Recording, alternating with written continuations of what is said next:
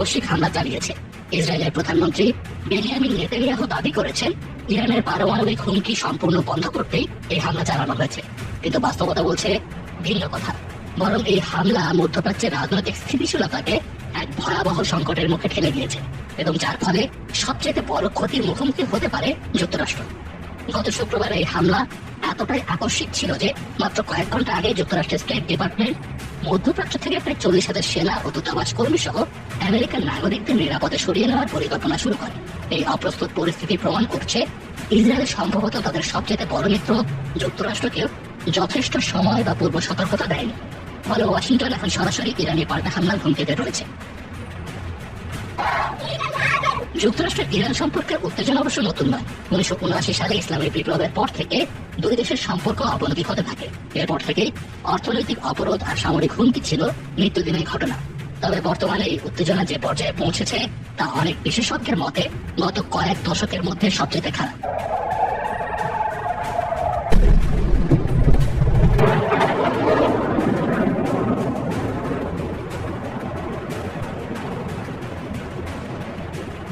এমনকি প্রেসিডেন্ট ট্রাম্পও স্বীকার করেছেন পরিস্থিতি নিয়ন্ত্রণের বাইরে চলে যাওয়ার সম্ভাবনা খুবই বেশি। এই মুহূর্তে সবচেয়ে বড় আশঙ্কার বিষয় হলো আমেরিকা যদি সরাসরি এই যুদ্ধে জড়িয়ে পড়ে তার পরিণতি হবে ভয়াবহ। মধ্যপ্রাচ্যে আমেরিকার যুদ্ধের ইতিহাস আমাদের বারবার শিক্ষা দিয়েছে যে আগাম আঘাতের মাধ্যমে যুদ্ধ পরিস্থিতি নিয়ন্ত্রণের চেষ্টা আসলে কখনোই সফল হয়নি, বরং যুদ্ধের কারণে সেই অঞ্চল জুড়ে অরাজকতা সৃষ্টি হয়েছে এবং এক দেশের সমস্যা আর এক দেশে ছড়িয়ে পড়েছে। 2003 সালে ইরাকে আমেরিকার আগ্রাসন একটি বড় উদাহরণ। তখনও বলা হয়েছিল ইরাকের পারমাণবিক কর্মসূচি বন্ধ করতে হামলা চালানো হচ্ছে, কিন্তু বাস্তবে ইরাকে কোনো গণবিধ্বংসী অস্ত্র পাওয়া যায়নি।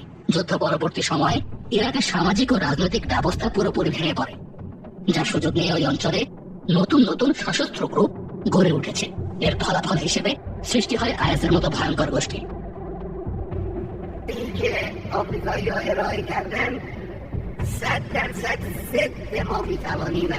এই মুহূর্তে ইরান হচ্ছে মধ্যপ্রাচ্যের অন্যতম শক্তিশালী প্রতিরক্ষা ব্যবস্থার অধিকারী একটি দেশ।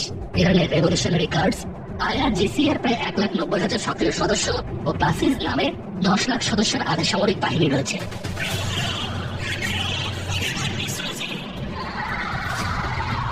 তাছাড়া ইরানের ভূখণ্ড পাহাড়ি ও দুর্গম।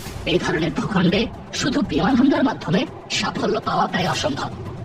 ইয়েমেনে হুতি বিদ্রোহীদের বিরুদ্ধে $7 বিলিয়ন বিমান হামলা চালিয়ে যুক্তরাষ্ট্র সফলতা পায়নি, অথচ ইরান হুতিদের চাইতে বহু গুণে বেশি সামরিক শক্তিশালী। ইসরায়েল ও ইরানের মধ্যকার এই সংঘাত নতুন নয়, কিন্তু এবার পরিস্থিতি এতটাই গুরুতর যে মার্কিন প্রেসিডেন্ট ডোনাল্ড ট্রাম্পও প্রকাশ্যে ইসরায়েলি হামলার সম্ভাবনার কথা স্বীকার করতে বাধ্য হয়েছে। তবে আমেরিকাকে যথেষ্ট সময় না দিয়ে ইসরায়েল এই হামলা চালিয়েছে। ইসরায়েলের প্রধানমন্ত্রী নেতানিয়াহুর এই ঝুঁকিপূর্ণ সিদ্ধান্ত কেবল ইরানের পারমাণবিক কর্মসূচি ধ্বংস করতে পারেনি, বরং এটিকে আরো বেগবান করেছে।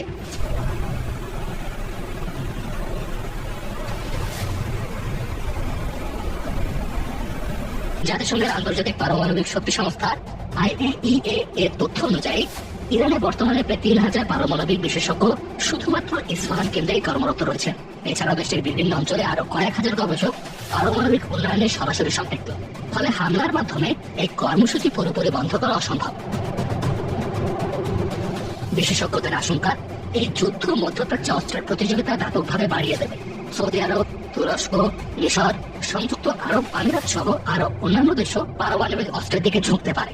ফলে পুরো অঞ্চল জুড়ে সৃষ্টি হতে পারে ভয়াবহ নিরাপত্তা সংকট।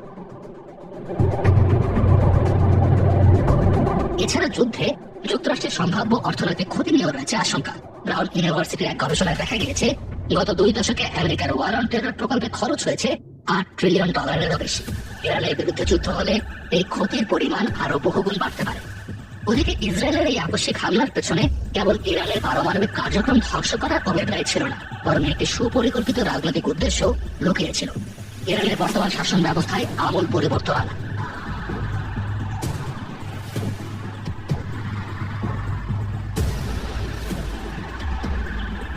প্রধানমন্ত্রী নেতানিয়াহু খোলাখুলিভাবেই বলেছেন এই সংঘাত ইরানের রেজিম চেঞ্জের দিকে এগিয়ে যেতে পারে। যুক্তরাষ্ট্র ওদিকে এই ধরনের পরিবর্তনের পথ প্রশস্ত করতে আগ্রহী থাকলেও এখনকার বাস্তবতা অনেক জটিল। ইরান একটি গাঁটছাড়া বাঁধা রাজনৈতিক কাঠামোর উপর দাঁড়িয়ে, যেখানে জনগণের ভোট থাকলেও মূল নিয়ন্ত্রণ রয়েছে সুপ্রিম লিডার ও তার আশেপাশে ধর্মীয় ও সামরিক অভিজাতদের হাতে। এই অভিজাতদের মধ্যে সবচেয়ে শক্তিশালী গোষ্ঠী হলো ইসলামিক রেভলিউশনারি গার্ড কর্পস বা আইআরজিসি। সামরিক শক্তি ছাড়াও তারা দেশের অর্থনৈতিক অনেক বড় অংশ নিয়ন্ত্রণ করে, এমনকি নিষেধাজ্ঞা এড়াতে গোপন বাজারও পরিচালনা করে থাকে বলে অভিযোগ রয়েছে। যদি যুদ্ধ পরিস্থিতিতে ইরানের ধর্মীয় নেতৃত্ব দুর্বল হয়ে পড়ে, তবে আইআরজিসি সবচেয়ে সম্ভাব্য শক্তি যাদের হাতে দেশ পরিচালনার ভার যেতে পারে। কিন্তু এই গোষ্ঠী পশ্চিমা বিরোধী এবং ইসরায়েল বিরোধিতায় আরো আগ্রাসী। কাজে নেতৃত্ব পরিবর্তনের পর ইরান থেকে যুক্তরাষ্ট্র বা ইসরায়েলের সঙ্গে বন্ধুত্বপূর্ণ সম্পর্ক প্রতিষ্ঠিত হবে এমনটা কল্পনা করা অবাস্তব। বরং নতুন করে একটি আরো অস্থির, যুদ্ধ করতে মুখিয়ে থাকা ও আত্মনির্ভরশীল ইরান আবির্ভূত হতে পারে, যা ইসরায়েল ও আমেরিকার আরো বড় মাথা ব্যথা হয়ে দাঁড়াতে পারে। বিশ্ব সম্প্রদায় এই যুদ্ধের বিপক্ষে। ইউরোপীয় ইউনিয়ন, রাশিয়া, চীন সহ বিশ্বের বহু দেশ যুদ্ধ এড়িয়ে সংলাপের মাধ্যমে সংকট সমাধানের আহ্বান জানিয়েছে। ফ্রান্সের প্রেসিডেন্ট ইমানুয়েল মাক্রো বলেছেন, বল প্রয়োগ করে ইরানের সরকার পরিবর্তনের চেষ্টা হবে কৌশলগত ভুল। জাতিসংঘের মহাসচিব আন্তোনিও গুতেরেস বলেছেন, নতুন একটি যুদ্ধ পুরো মধ্যপ্রাচ্যকে ভয়াবহ মানবিক সংকটে ঠেলে দিতে পারে।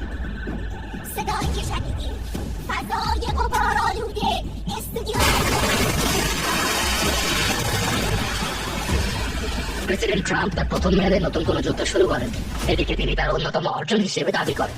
সুতরাং তার উচিত হবে যুদ্ধ এড়িয়ে কূটনৈতিক পথে সমস্যার সমাধানের জন্য শক্তিশালী ভূমিকা নেওয়া। পৃথিবীর ইতিহাস বলছে, যুদ্ধ কখনো শান্তি আনতে পারে না। যুদ্ধ কেবল নিয়ে আসে মৃত্যু, ধ্বংস ও দীর্ঘমেয়াদী মানবিক সংকট। এখনো সময় আছে সেই বিপর্যয় এড়ানোর।